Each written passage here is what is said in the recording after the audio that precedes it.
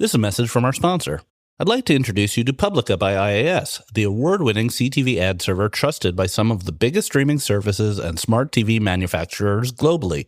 Publica helps a growing number of leading AVOD and FAST services to power their programmatic ad break decisioning via products including a unified auction, server-side ad insertion, and a demand-agnostic ad server built from the ground up around streaming. Head to getpublica.com to find out how they help CTV publishers to grow their advertising revenues and provide streaming audiences with linear-like TV ad break experiences.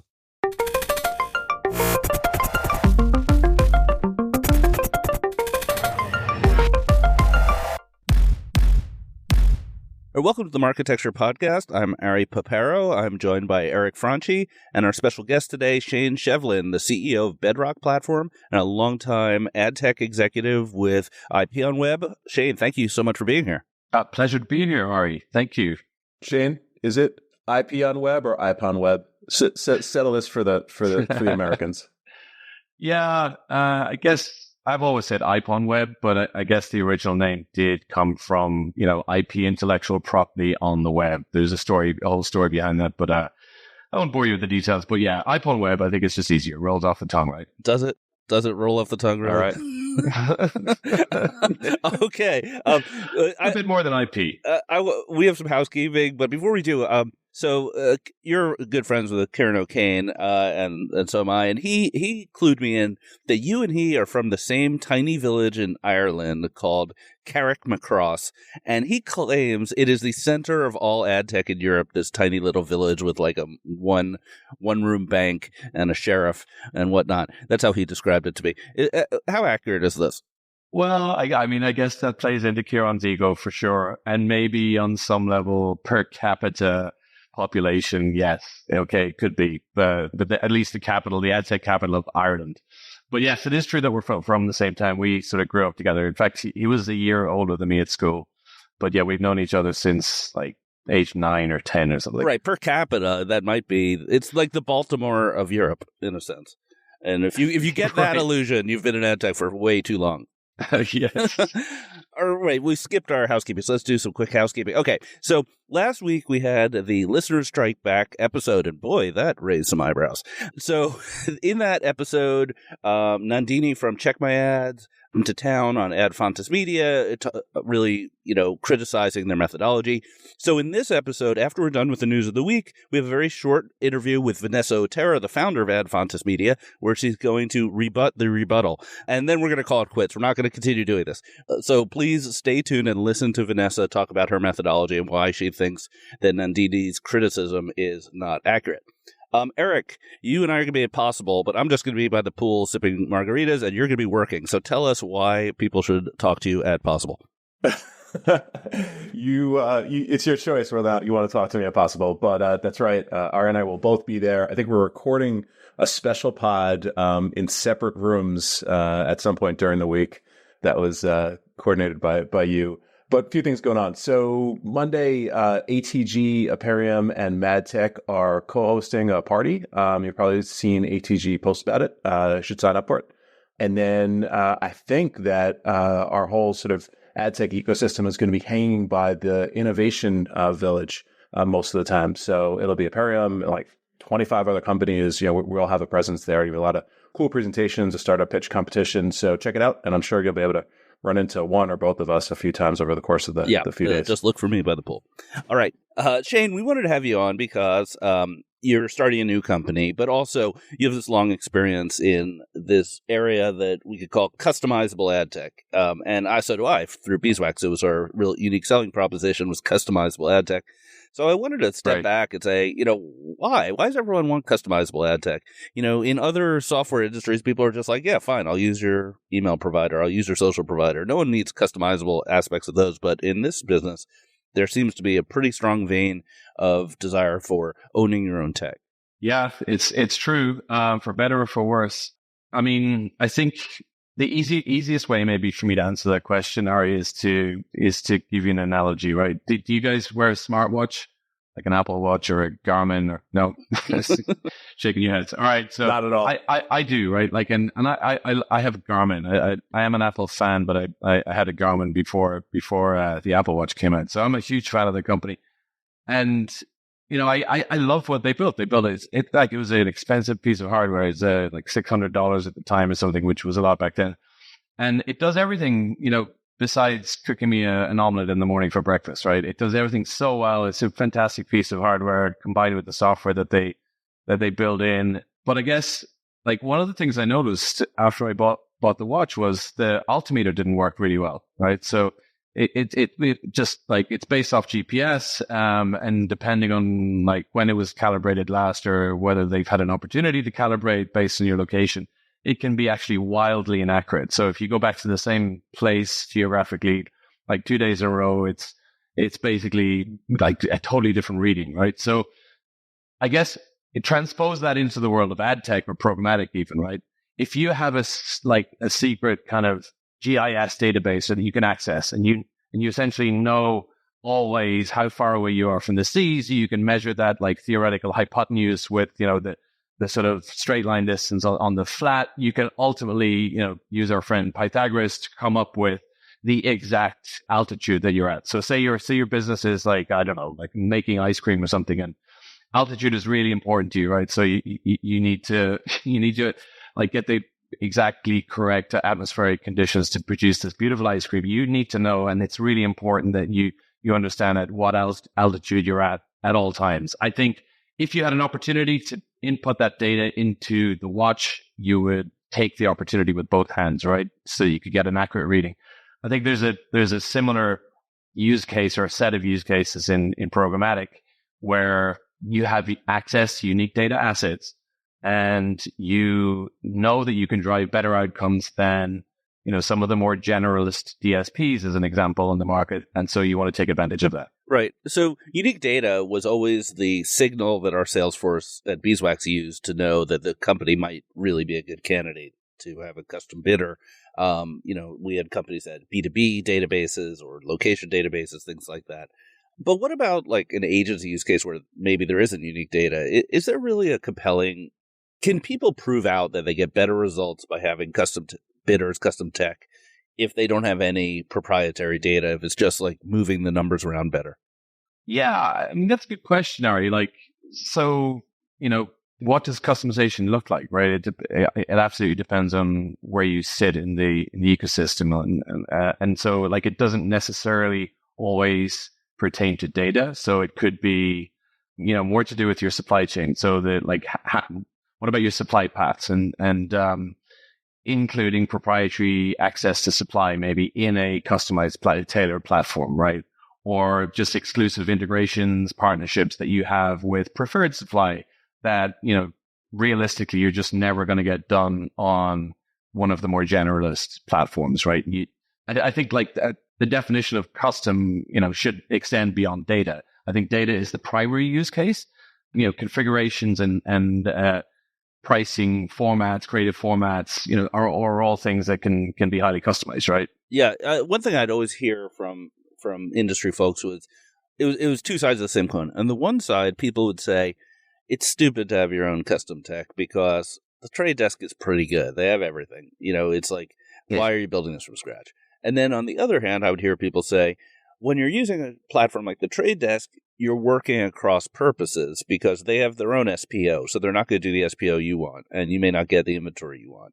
And they have their own, cookie matching or whatever, identity solution. So if you want your own, you need to build your own. Does that hold water for you? Yeah, I think it does, right? So like coming back to sort of different forms of customization, it could be something as simple as excluding or including targeting constructs, right? That simply don't exist in the Trade Desk's UI or what have you. If you're a data vendor, okay, you may have got an integration like many moons ago with one of the leading platforms, but discoverability of your product, is kind of locked into whatever the taxonomy that the bigger platforms have brought forward, right? So, whether that's still easily accessible today, relevant, et cetera, I think in many cases it isn't. So there's a different jumping off point required for a lot of businesses, ad networks, data vendors, aggregators who actually, just need a different point of activation, of distribution, as it were.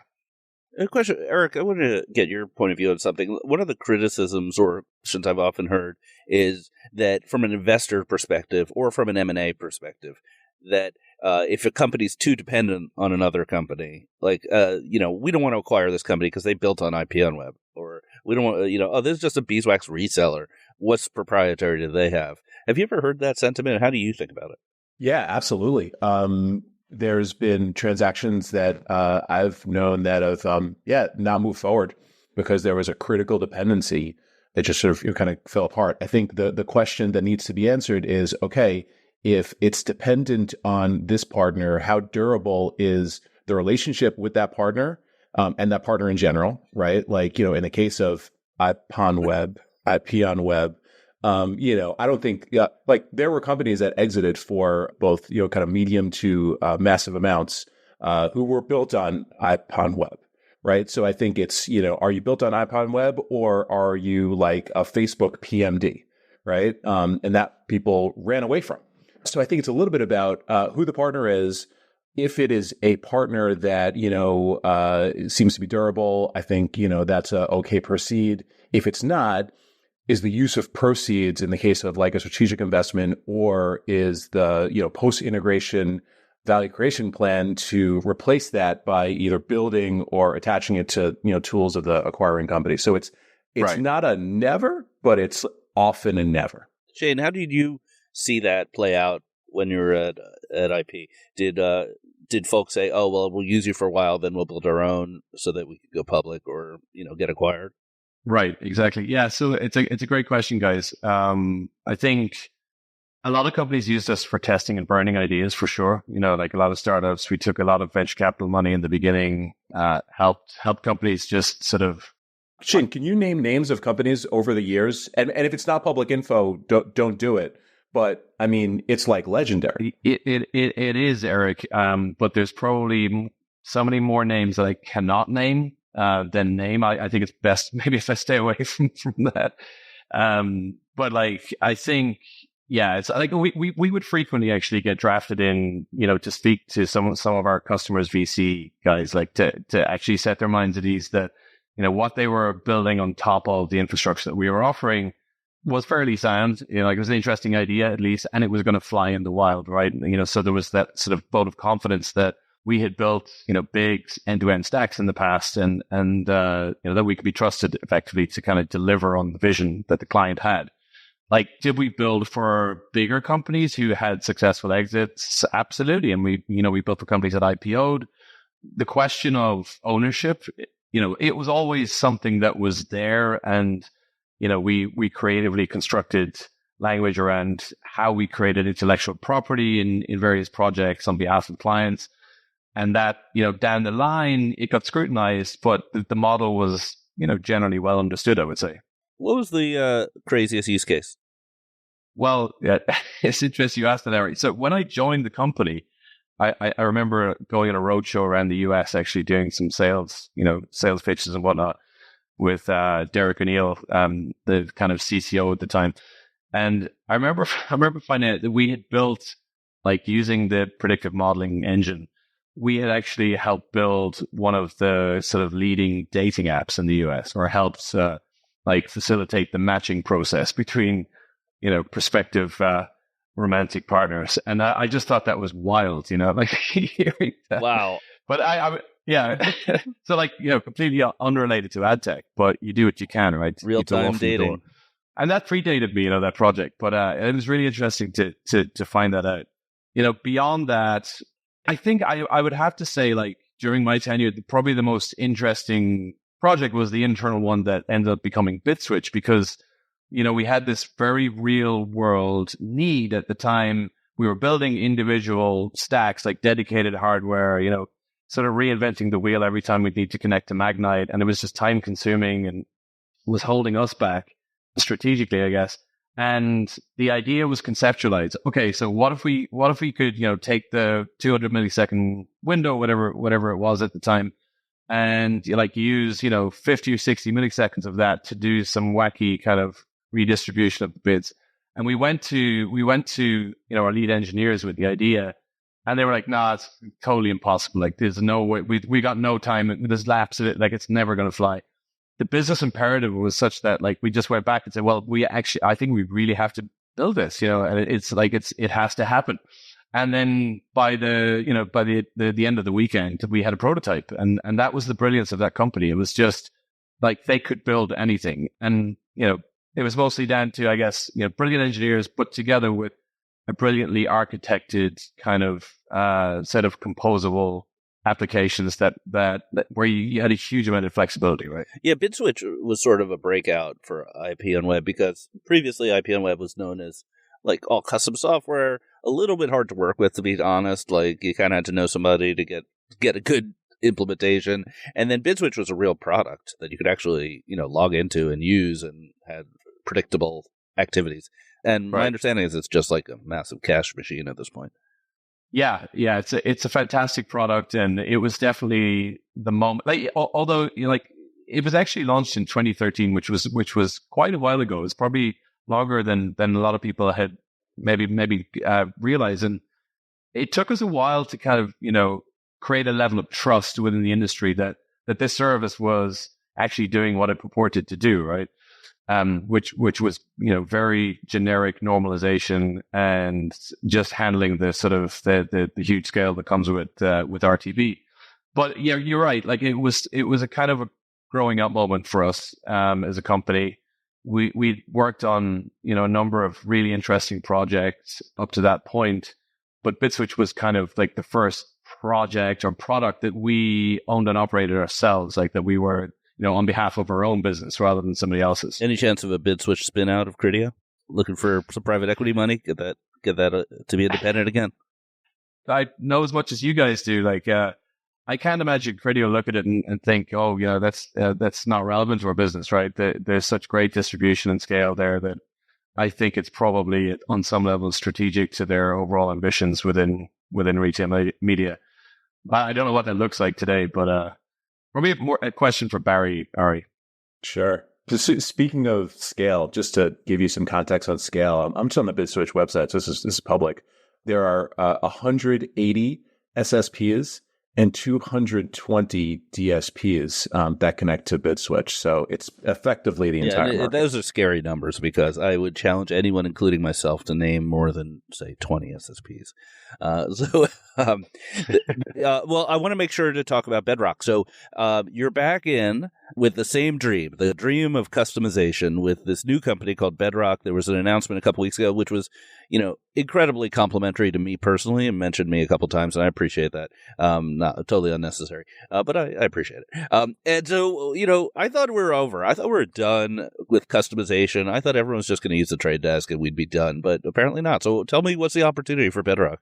So, thanks to trailblazers like yourself, Ari, and obviously my former employer, there clearly is a market for building solutions for company, building for the builders, essentially, right? And so that's what our vision is to be the underlying infrastructure for companies to then go and scale on whatever level they see fit. And I think you might have called us a European ad tech company when you sort of gave us the chapeau on the episode of the podcast where you introduced us. And yes, it's true. We're out of London with our eye on many of the opportunities in Europe, but I think it's up to our customers to decide on what level they want to scale. So if we're set up to scale globally at an infrastructure level, and so we welcome business from ad networks. Outside of the US, there's scale as well, guys, right? So I've had some really interesting conversations with some APAC-based companies, and also in Europe as well. I think there's some decent scale there as well. Is Bedrock built on what used to be Avocet? So we, as part of our funding, had the opportunity to inherit some assets from former ad tech companies that have either been acquired or realized they didn't have a need for certain components. One of those companies is Powerlinks, or formerly known as Powerlinks. So that's Powerlinks. our chairman. I remember them. Yeah, you remember. So the the former native ad exchange. And so Kevin has come in as our chairman, and as part of our funding deal, we've inherited the assets there. So that's quite interesting because it gives us a degree of flexibility when it comes to supply. And we're very much focused on the demand side and bringing forward infrastructure and smarts on the demand side. But the supply asset sort of gives us options when it comes to traffic shaping, curation, things like that. For those of you who are not super ad tech nerds, Power Links was sort of like the app nexus of native. Like they connected demand and supply. Native run by a guy named Kevin Flood, really nice, who is totally different from Vinny Flood, even though, are they both Irish? I've confused them so many times, it's really embarrassing. No, Kevin is British. Okay, well. Vinny's Irish, yeah. Who do you think the customer base for Bedrock is going to be, Shane? You mentioned ad networks. Yeah, so unashamedly, we're absolutely kind of positioning ourselves to help ad networks succeed, right? Like I think, if you're an ad network today, you've got unique formats or unique data, you're not getting in the queue anymore for Trade Desk or DV, right? So the question then becomes like, how do I get my, if you're a B2B publisher, for example, how do I get my 1 million email addresses, into a point of distribution where I've got control? If you're a regional, smaller version of Walmart, how do you ensure that all of that incredibly rich data is sort of transportable into the world of programmatic, while sort of respecting data sovereignty and so on? Like these are problems that have not really been solved yet. And so, we see ourselves hopefully at the vanguard of some of those solutions that will enable, more success with those types of companies. Yeah, it could be good timing given I think the Trade Desk definitely is not that interested in that kind of business. And then we don't know what's going on really with Xandr under Microsoft. I think there's a general perception they're going to focus more on O&O than their core business. So there could be a good opportunity for you. You might have timed it right. Well, yeah, we hope so. I'm glad you think so, Ari. I said might. All right. Well, thank you for that. Good luck with Bedrock. We're going to take a quick break, and we'll come back with the news of the week. This week's episode is brought to you by Kevil's Retail Media Cloud. Built on an API-first foundation, this platform empowers retail media networks to flexibly customize ad experiences and enhance their data control, resulting in more tailored ad experiences for users. Don't settle for black box limitations or the costs of building alone. Kevil's Retail Media Cloud brings together the power of ad serving and CDP personalization to create on-site ads for retailers and marketplaces in a privacy-safe way. Launch a retail media network that your advertisers will love in as little as 14 days. To learn more, go to kevil.com/listen. That's kevil.com/listen. All right, and we're back with the news of the week after taking a week off. So this week we've got more on AI, more drama on AI, some drama on the SSP front with a unique announcement out of Disney, more on Walmart and Vizio, and if we've got time, a little bit of Apple antitrust news. But let's talk about AI. So last week we were just talking before the pod started. It was a slow news week, so we sort of kind of skipped news of the week during a slow news week. But one of the more noteworthy items was actually a post that you did, Ari, on AI. So if you recall, a couple of weeks ago, Sam Altman had this interesting and controversial comment about how effectively 95% of what ad agencies do, as he understands it, will be replaced by AI. You wrote a post and posted it not only to the distro list, but on LinkedIn. And you went Gen X viral. I don't know who invented that term, I've Gen never X heard viral, that before. but What does that mean? I freaking love it. It means that you posted on LinkedIn and the comment section lit on fire. There were more comments on that than I think anything else I've seen in 2024. Everybody had an opinion. So taking a look at all the comments and all the conversation, that there were a ton.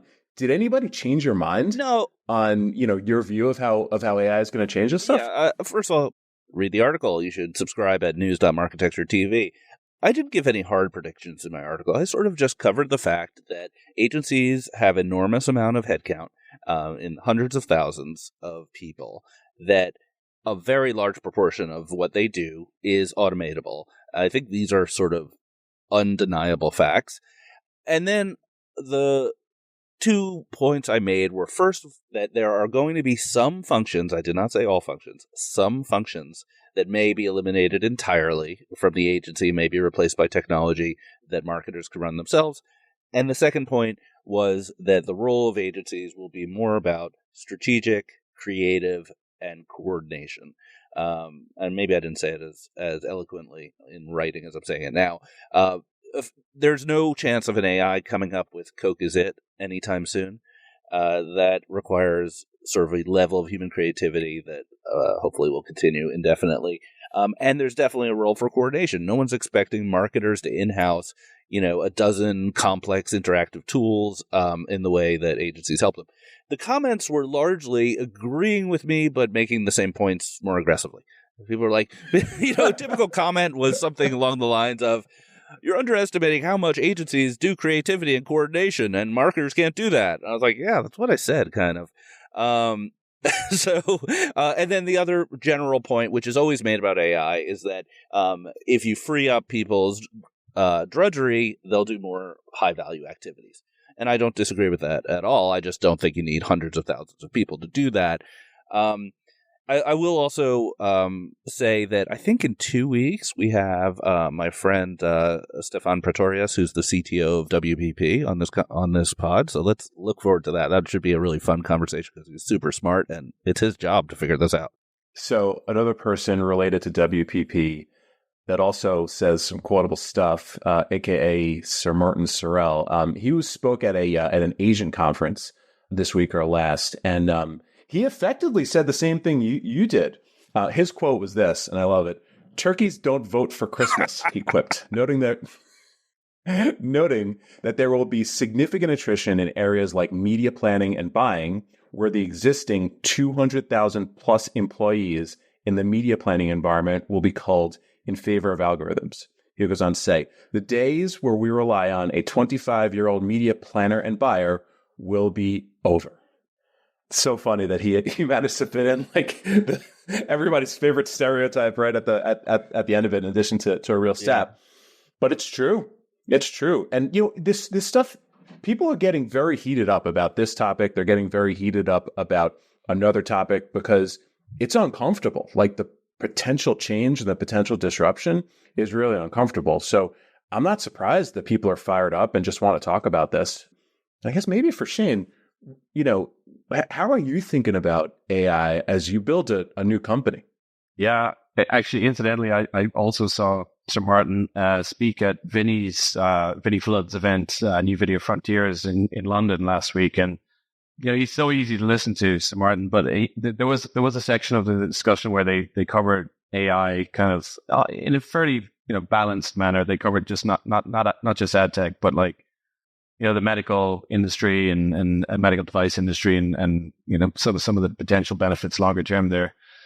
I think we all need to be conscious of what's coming with AI as a founder CEO. We've had several cliff edge moments already at a product level where we're just we're only a month in, and so AI is probably a little bit further down my priority list in terms of how we factor it into the roadmap. But absolutely, in some future version of the web, everything's potentially voice activated. My kids, I don't think I've ever seen my kids type. That's quite scary as well. And ensuring that you're future proofed as an ads business or an ads technology business for that eventuality. Yeah, it's probably worth, thinking about speculatively building some tools and applications potentially for if the big switch if it ever came. The thing that I'm just keeping an eye on is that it appears that many companies in media, buy and sell side, are really thinking of AI very incrementally about how do we resize images or how do we optimize our DSP, and I just think that's going to be a losing strategy. I think you need to blow things up and start saying, how do we start from nothing? What if we wanted to do these same tasks with AI and as few people as possible? How would we reorganize? Where would we invest? Right. I think one thing's sure, though, is that agencies, I think I read your article, Ari, in the comments underneath, and somebody mentioned cost. It's not necessarily all going to be free, right? This great AI and this magicking up of content and so on and so forth. But, there is an infrastructure cost associated. I think agencies will figure that out and know how to make margin on it somehow. Yes, there'll be less people involved, but yeah, I don't worry for the health of the agencies, I don't think. Yeah, I think that's right.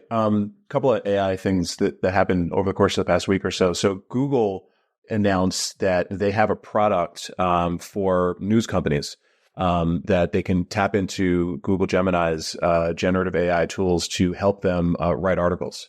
And I think that's a really interesting, and I think it's a bit of a step function use case, which is there's like real time things happening. Just very quickly get that stuff, get the beginnings of an article together, and then have some sort of human intervention, human follow through. But ultimately, if something can be trained on the voice of a publication, you could just have AI articles. Yeah. So Alex Kantrowitz covered this. It was a bit of a scoop because people had heard that this was going around, but they weren't sure what it was. And the way he described it is that a journalist, a real human journalist, could accelerate what they do by potentially taking a tweet, let's say, that the governor publishes about some new initiative and just highlighting it and having Gemini turn it into a full article, or a announcement of your local community board and turn that into news as rapidly as possible, which I think is a little more interesting and less scary than this idea of ChatGPT, blowing out low quality garbage article after article.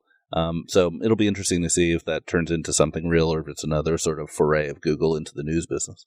Yeah, no, I think you're right in that it could be positive, particularly on a local level where there's just, because of cost, there's just a dearth of local reporters, but there's a need for that information to get out. So the question is, will the information be fair and quality? The other thing that I tracked was NBCU is using generative AI to map show storylines to ads. And again, this is early stage. I think they're still at the pilot stage, but they're saying they're seeing a 49% of boost in effectiveness. I don't know what the effectiveness is, but basically it is content that delivers or elicits some sort of emotional connection. They're matching advertisers based on, just the show content, which is completely new. And it's, a little bit incremental, but it's interesting. So, I think every week we're going to have more of this stuff coming out, and overall pretty excited. I've heard a lot of people talk about emotion lately as it relates to CTV ads and CTV content. It feels like something we're going to hear a lot more of the next couple of months about matching emotional content of the emotional impact of the content to the ad. You don't want your ad showing after some overly dramatic scenes and things like that. Yeah, we invested in a company that's still in stealth that is doing just that. So agreed. It's going to be a fun area. And my investment in Iris TV, I think, is offering that in some form. Yep, our investment. Sorry. Okay, all right. Next one. It's okay. Inside Marketecture baseball. So AI fires people up. There's only one thing that I think might fire up people more, and it's this whole blurring of the lines between SSPs and DSPs and clear lines, open paths, all that good stuff. So there was an announcement this week that Disney is making their inventory available via the Google and TTD DSPs directly. So, purportedly Disney Plus and Hulu ads will be available to a lot more advertisers. And, Disney's got the stated goal of making 50% of their digital revenue transacted programmatically over the next few years. And then there was a Twitter fight about it. Of course. So, of course. So Shiv from U of Digital, who's just great. He is just like one of the best tweeters. He basically kind of posted something in jest, which was okay. The article says that they're cutting out SSPs, but they're not really cutting out SSPs. What's your take on this whole thing, Ari? And is this worth everybody literally having a fight where they're calling each other names over in this thread? They're clearly cutting out SSPs. I don't see how they're not cutting out SSPs, and that's definitely bad for SSPs. Those seem like facts. I think there is a growth story here, though. If you've ever been in the DSP business, you will know that Disney Hulu is the worst. Like, they're just so hard to work with. They have weird contracts. They don't let you log things. They have all these data requirements. And as a result, the proportion of programmatic revenue they get is probably radically lower than their peers. So there's a story here that says that they're trying to fix this in a sense by having deeper connections, and it should grow the pie of programmatic for Disney and Hulu. in general, and not necessarily hurt the existing pipes, which are producing some revenue but not as effective as they might be. But that's a very Disney specific thing. Overall, I think we clearly see a trend of reducing number of hops, which reduces the percentage that's going to vendors, which is kind of probably bad for them. Yeah, and increases transparency and probably has more "quote unquote" working dollars put to work on the demand side. Shane, what's your take on all this, if any? Yeah, I guess I agree. Like, yes, the walls just keep getting higher, right? Which is just a little frustrating, I think, for any large advertisers who really want access to quality video. I heard in one of the groups, or saw in one of the groups, the industry groups I'm a member of this week, the possibility potentially that the Digital Markets Act in Europe could come back to kind of haunt Google or YouTube at some point as well, which is an interesting take. Yeah, I want to jump on that. We got to talk about that. Yeah, go on. Keep going. Yeah, so the Digital Markets Act, which is causing all kinds of news in tech right now because Apple and Google are being subject to a lot of regulatory overview. Someone pointed out that YouTube is considered a covered company under DMA, and because it's big enough that it hits the requirements, and that their exclusion of other DSPs and favoritism towards DV360 is a viable candidate for regulatory action in Europe, whereas in the US it has not been. Yeah, it's a really interesting take, and if they've been categorized as one of the so-called gatekeepers, then sure, right? Like I think there is a clear case that DV is being favored essentially by what is effectively the same parent company. So Shane, I have to ask you, like, as an independent DSP now, Bedrock, you're running, isn't there an argument that deals like this, not YouTube, but deals like the Disney Trade Desk deal, that's tough for a small DSP to reproduce, and that's part of the argument against having customized tech, that you have to reproduce all these high margin sort of relationships that are difficult for small companies to do. How would you react to that? Yeah, it's a challenge for sure. But to quote your good self, when you said let 1,000 ad networks bloom, like you need to start somewhere, and ad networks usually start from preferential access to either partner data, unique data, or preferred suppliers, something like that. So we're hoping to essentially remove some of the friction that goes with basically the heavy lifting component of actually trading and growing that set of assets quickly, right, and getting to scale. So yes, well, I do absolutely agree that these sorts of developments are a little depressing on some level. I think us 20%ers can continue to be hopeful that we can grow our share of the pie. And by us 20%ers, you mean effectively the 20% of digital ad spend that is non-walled garden? Right, exactly. Us 20%ers. That's great. Let's stay on this regulatory beat for 1 second.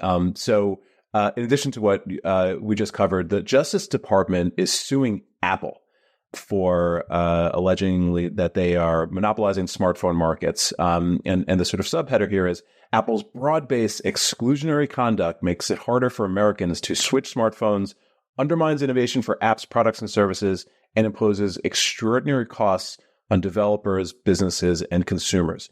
And in the post, which I'm sure you'll link to in the newsletter, there's a few areas that they're honing in on. A lot of this is, iMessage versus the green bubble, inability to switch to other smart watches, blocking so-called super apps. How much of this might, touch the ad space, and just given how much, Apple has been, blamed for, sort of things like Snap losing revenue, Meta losing revenue, at least initially? Yeah, not at all. So the case, like any antitrust case, pivots around the definition of the market. They very clearly define the market as high-end smartphones. So their antitrust claim is that Apple's activities makes it harder for consumers to switch phones. I don't see an argument that is really feasible that says that preventing apps from making money by ads prevents consumers from switching phones. I mean, maybe you can make the argument, but it's like a real stretch. The activities of Apple in its app store, its commission rate, and things like that are really not addressed in the antitrust case. So this case is sort of, I don't want to say it misses the mark, but it's hitting a different mark. I don't think there's anything to prevent other parts of the government from going after Apple's activities in App Store commissions, but this case clearly doesn't. Got it. Makes perfect sense. Okay, we'll hit one more and then we'll close it out. So Walmart announced they were acquiring Vizio a few weeks ago. One of the things that we brought up actually in the conversation was that Vizio is a key partner in CTV data, specifically for ACR data. And Wall Street Journal had an article that reported that effectively Walmart might stop the licensing of the data. So, the ACR data via Vizio is licensed by marketers and agencies and analytics companies like iSpot TV. And it sounds like the plan is that the data will be honored now, like for existing contracts, and then not renewing them whenever the renewal cycle happens. So effectively cutting off access to the largest pool of ACR data. What do you guys think about this? So does this make Walmart stronger because they've got this proprietary ACR data, and by virtue of that, do they become even more of a, or perhaps for the first time, a must buy? Or is it just like NA and there'll be other data sources that the market can just pick up and sort of stitch together? Yeah, I think there's definitely a shortage of ACR data. It's not easy to get your hands on it. The leading providers like Samba TV and LG have semi-exclusive relationships already. And the Vizio data for targeting, as an example, was exclusively available or is exclusively available in the Yahoo DSP. You have to presume that's not going to renew, and that's one of the major selling points of the Yahoo DSP. So there are definitely reverberations. Maybe good for the trade desk because Walmart has their relationship with the trade desk. Maybe Vizio data becomes available as part of that relationship, but now I'm speculating. Definitely is a strong play for Walmart. I mean, why give other people the data, right? More for them, less for everybody else. Yeah. I guess it strengthens the walls of the walled garden. So maybe increases the valuation of the LG spinoff that we're all waiting for, right? That's true. Shane, what'd you have to say on that one? Yeah, I mean, if it does come to pass, what you said, Ari, on the trade desk front, I guess a bunch of customers can look forward to their roadmap request items being bumped back by a couple of months at least, right? Shane, is ACR data even legal in Europe? Is it available? That's a good question. I don't know. What is it classified as, technically? Well, they link IP address to viewing behavior, so that would be an identifier under GDPR. You would certainly need consent. I just wonder... Right, you need consent, exactly. I just wonder if... because I haven't heard a lot about TV-based targeting in Europe, so I was just wondering. Yeah, I do not know. All right, so I think that's a wrap. So Shane Shevlin from Bedrock Platform, thank you so much for being here. My pleasure. Huge fan of the pod, guys. Keep up the great work. Eric, I will see you in Miami. You're off next week, so I'll have to do News of the Week myself. I'll just talk to myself. And everyone, please keep tuning in. We have Vanessa Otero from Adfontes Media with a rebuttal of the rebuttal of the rebuttal. So look forward to that. Thank you, everyone. Thanks, guys. All right. I am happy to have Vanessa Otero, the founder and CEO of Adfontes Media, here. Vanessa, thanks for joining us. Hey, thanks so much for having me, Ari. So the background here is that we did a in-depth interview with Lou Pascalis, the chief strategy officer for Adfontes. It's available on Marketecture TV without a subscription. You should go listen to that, where Lou took us through what Adfontes does, how it creates its media bias ratings, those being available on the trade desk, what the methodology is. And then on last week's pod, we had a special episode called Listener Strike Back, which I hope you listened to, got a lot of reaction. And Nandini from Check By Ads came on and was pretty critical of Adfontes and said a number of criticisms of what Adfontes does and how it does it. So we wanted to have Vanessa on to give her side of the story. So Vanessa, for those who aren't super familiar, why don't you give us the really quick elevator pitch on what Adfontes does? Yeah, absolutely. Adfontes Media, we rate news and news-like sources for reliability and bias. And we do that for websites, TV programs, video, podcasts, and audio. So I'm going to sort of paraphrase what Nandini said into two themes. So the first theme, and probably her biggest theme, is that she feels like Ad Fontes is playing both sides and saying that the left-leaning publications are just as bad as the right-leaning publications. And she makes the point that some of the right-leaning publications shouldn't even be considered journalism. There are basically things like RT News, which is a propaganda outlet of the Russian government, or the Heritage Foundation, which is extremely right-wing organization. And that by putting them both on the same chart, you're legitimizing, in a way, the right-wing stuff, which should absolutely be, in a different category. And I hope I'm not mischaracterizing her argument, but I think that's basically her strongest argument. So how do you feel about that? Those are the points I wanted to address as well, because, this is not the first time that Nandini has criticized our methodology. I've seen it on social media, and, her approach tends to be about creating confrontations on social media. And typically that's not our approach. It's not our focus. So we try not to spend a lot of time on that. Our approach truly is about problem solving, like for as many people as we can across the media ecosystem. And like you said, we have these huge problems about like the loss of reliable journalism, about misinformation, about polarization.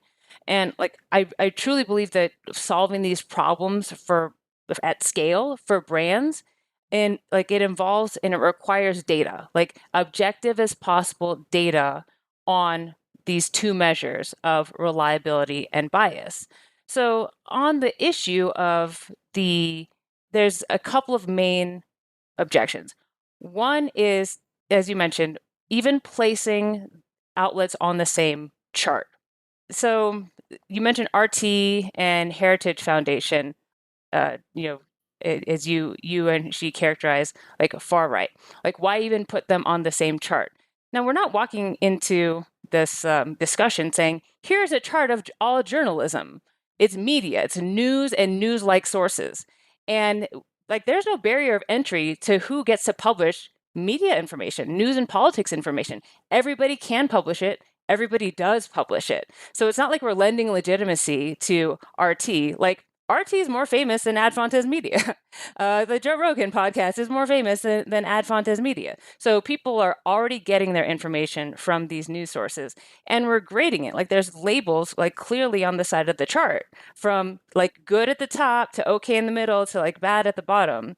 And the argument is sort of like saying, all right, we have a bunch of students in class, and some are A students or some are F students, but like we don't even want to dignify the D and F students with a grade. Like, they should just not even be in the class. But like, we categorize stuff. Like, we can grade stuff, and there is a section on the chart that says, this below opinion, that says selective, incomplete, unfair persuasion, propaganda, and yet a lot of RT content falls in that particular area. But you get caught in this trap. Like, most measures of their criticism of media is very ad hoc. Like, people will pull from the different examples that they think in their mind are really instructive. So Nandini pulled examples from Jezebel, The Root, saying like, oh, they tell these stories for these marginalized communities. And Heritage Foundation has dark money, and RT is owned by the Russian government. Like, those are all different factors that one could use to say, like, this is why this news source is good or bad. But then you get in this trap of people saying, well, look at this one article from the New York Times. I think that's propaganda. So you say RT is propaganda. I say New York Times is propaganda. The only way you could actually come to some sort of objective measure of it is by looking at all the content and trying to like parse how much of each one happens. I get it. I guess I could put the argument in a different way, more of an analytic way, which is the center line on your horseshoe chart, or your mustache chart, I guess you sometimes call it. Maybe the center line shouldn't be centered. Basically, the people on the bottom left of the mustache are the leftish sort of publications. The people on the bottom right are Russian propagandists, and your chart implies that they're equally unreliable. That's a different way of phrasing the same argument. It's a complaint for folks on the left. Both sides of them is a complaint of the left. So, but the more closely, the more like nuanced you look at it, that's not what the data actually says at all. So the category in the middle, we don't call it center. we call it middle, and we do that really purposely because there are a lot of things that can fall in the middle for different reasons. So you can be in the middle because you truly are minimally biased, like trying to have it as straightforward as possible. You can be in the middle because you exhibit a centrist bias, like Joe Manchin, Kristen Sinema, for example. Or you can be in the middle because there's a balance of biases that are on the left and right. Like you can have a show where you have a far left and far right person, and that would shake out to the middle. Joe Rogan is a good example. He's at the bottom middle of the chart, which is an unusual place because he's got far left and far right and, apolitical guests all the time, very popular. But why the rating is towards the bottom is because, he thinks the aliens built the pyramids. That's why. He has a lot of very unreliable, yes. And that's most of the content of those shows. Yeah. So let me ask you there's the last question on this topic, which is, can you fall off the chart? Like if there was a publication that was advocating genocide, are they still on the chart? Or is there some point at which it's like, you're off the chart. You're too far to the right. Well, that content exists out there, and people visit it and people read it. And we're not trying to make a value judgment on you mentioned the Overton window. We're just trying to measure what the media is right now. So if there's media that's saying that, you can characterize it, that it's got inaccurate information, that it's the furthest to the right you could possibly get, so it not having, I think it's important to capture what the outer bounds are, because if you just say that people will say, oh, Vox with a V should be the furthest to the left, or Fox News, it should be the furthest to the right. If you look at what exists out there, there's stuff that's way further left and way further right than that. And it's good to know because your relatives are reading that stuff. All right. So the second criticism, and I think she brought this up first in the podcast, is that there is a racial bias or a bias toward on the left side where publications that cater to people of color or women are considered less reliable and more liberal. Do you care to address that? Yeah. I mean, I think it's a pretty unfair characterization to say we're racist at best. I mean, I'm the Filipino daughter of immigrants. I'm a lesbian. I have lots of conservative critics, and I'll share with you what their criticisms of me are. Folks on the right have gone up and checked what party I've been registered to vote for, and it's Democrat, and what my campaign donations have gone to in the past before I started Adfontes Media. This is all publicly available information that they will surface. I think it's a total of about $1,700 over my entire lifetime to Democratic candidates. I have since not donated since I started this company and try to stay as apolitical as possible, but we all come from a background of our own political viewpoints.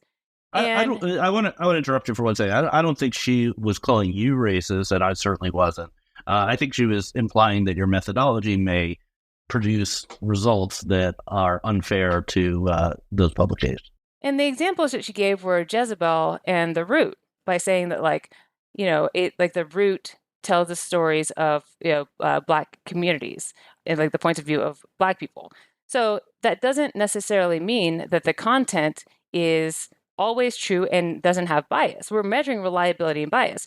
There are other publications like BET is also targeted to the Black community, and it has a much higher reliability score and a much lower bias score. It's different kinds of content.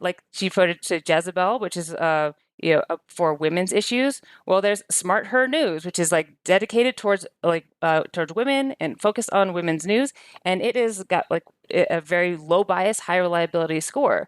So you can't just say that because a publication is about certain communities that it can't be have more or less bias. There's stuff from we have this characterized. You can actually search it on our chart, LGBT focused, targeted, or BIPOC focused or hosted, and there's a range from high reliability, minimal bias to low reliability, high bias. There's just a range. That's just what the content is. All right. Well, that was an excellent conversation. Vanessa Otero from Adfontes, thank you so much for being here. Hey, I appreciate you having me on, Ari. And listeners, we really want to continue hearing this feedback. Just slide into my DMs or just blast me on social. It's always good. I have thick skin. So thank you for listening. Thank you for subscribing to Marketecture. New interviews are added every week at marketecture.tv and your favorite podcasting app.